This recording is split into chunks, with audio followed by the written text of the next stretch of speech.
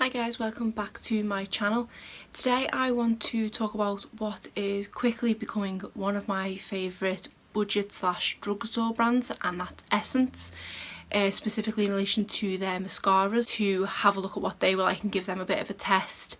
To give you a bit of info about myself, I tend to like lengthening mascaras with plastic brushes. I tend to find they are the easiest to apply and gives me the look that I want. I'm not a big fan of clumpy mascaras, which tends to go hand in hand with volumizing mascara, so I've put the connection down that I tend to like lengthening. I don't have the longest lashes to begin with, so I do need mascara to give me that extra lift and to make my eyelashes stand out a bit more. I did pick up quite a few volumizing ones because I did want to go up with comfort zone and I did want to give something new a try. So I thought it wasn't going to break the bank to do so. I'd rather give them a try on a budget brand than on a high-end brand to see what effects they came up with. So let's get into it. Starting with their Maximum Definition Volumizing Mascara. This one has a plastic brush, as I like, but it's quite flexible.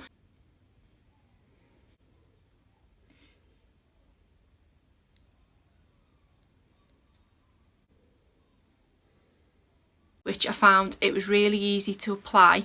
Not too many coats were needed, and it did give me the length that I normally look for in a mascara. I didn't find it was very volumizing, which, considering it says it is a volumizing mascara as opposed to a lengthening one, if I'd bought it as a volumizing mascara I would have been quite disappointed, but I actually think I will use this one going forward because it does tick the boxes of what I tend to like with a mascara. There was no flaking or smudging by the end of the day, and it did last quite well, so far so good for this one. This one will definitely be going in my to keep pile. Next is the False Lashes mascara. Again, this says extreme volume and this one says curl. This one was okay to apply. This has got a curved brush, which, as you may have seen from my top 5 mascaras video, I'm not the best at knowing how to use them.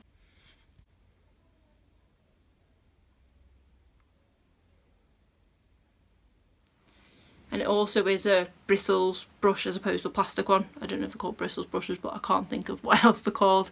But it wasn't too bad to apply. The only weird thing I will say is I felt like this bit of the applicator was quite long compared to the size of the brush, so I didn't feel like I had much control applying it, so I had to be quite careful as well, given the odd shape of the brush. I did have to be quite careful to apply that. More volumizing than the first product, and it does say it's extreme volumizing, but I didn't notice the curl aspect of it. I don't know if I can get a curl in my eyelashes really, but this didn't seem to do the trick. It was a bit clumpy, but the level of clumpiness that I'm okay with. It was a little bit flaky and a little bit smudgy towards the end of the day, but again, nothing that wasn't completely unmanageable, so I'm going to keep testing this one to see if it makes it into my collection or to declutter it. Next is the Get Big Lashes. Now this one has a massive brush. I say massive width-wise, not necessarily length-wise. So I found this one a bit more difficult to get into the smaller lashes.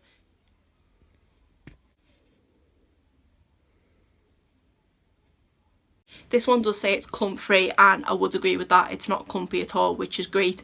And I did feel like it did give me a bit of a volume, so it was not the look that I'm used to because I am used to lengthening mascaras, but to get a clump free volume mascara, this one was pretty good.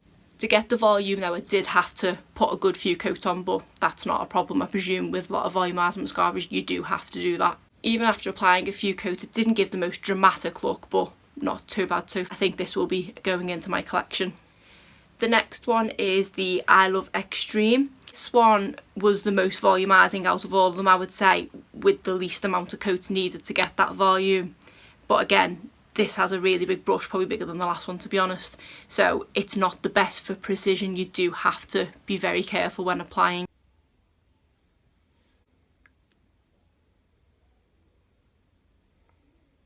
It was quite clumpy, so more on the too much clump for me, but I got on with it to give it a go. It was a bit smudgy and flaky by the end of the day, but again, I seem to find, I remember from the past from previous volumizing mascaras that I have tried, they do tend to be that a bit more smudgy than flaky. I tend to notice the lengthening ones are the more flaky ones because they sometimes have fibres in them for the length. This actually reminds me of the Benefit Bad Gal lashes, which I did have a couple of years ago but actually decluttered due to the size of the brush, they're not being able to apply it as well.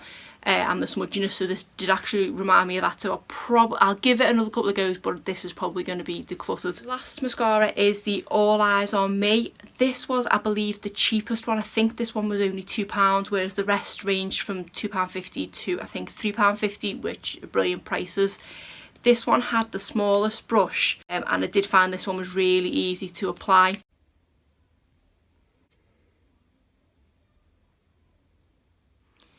This one says it is a multi-effect mascara, so I'm guessing that means curl, lengthening and volumizing. I did notice it achieved length and it also separated my lashes. I don't think any of the others actually separated them as well as this one did. It did need a few coats to get the length, but again, not a problem to apply a few coats of mascara. I did notice a slight curl, probably more so than any of the others. There wasn't a lot of volume, but it appeared to be definitely a buildable mascara, so you probably could achieve any look that you wanted using this, and it is definitely an all-round. It didn't give me the most dramatic lashes, but enough for a look to go to work. I did have a slight smudgy under eye after a few hours, but I wiped it away quite easily, and the product was easy to take off at the end of the day, so this is another one that I think I will be keeping hold of. So out of the 5 that I purchased, I'm going to be probably keeping 3, and 2 at the moment are going to be, I'll give it a few more goes and then I'm probably going to declutter them. But again, I think I paid about £15 for all 5 mascaras, so not a bad investment if I've come away with enjoying 3 of them. If there's any other cheap brands that I should give a go mascara wise, please let me know in the comments below. Otherwise, please give the video a thumbs up and subscribe if you're not already. Thanks.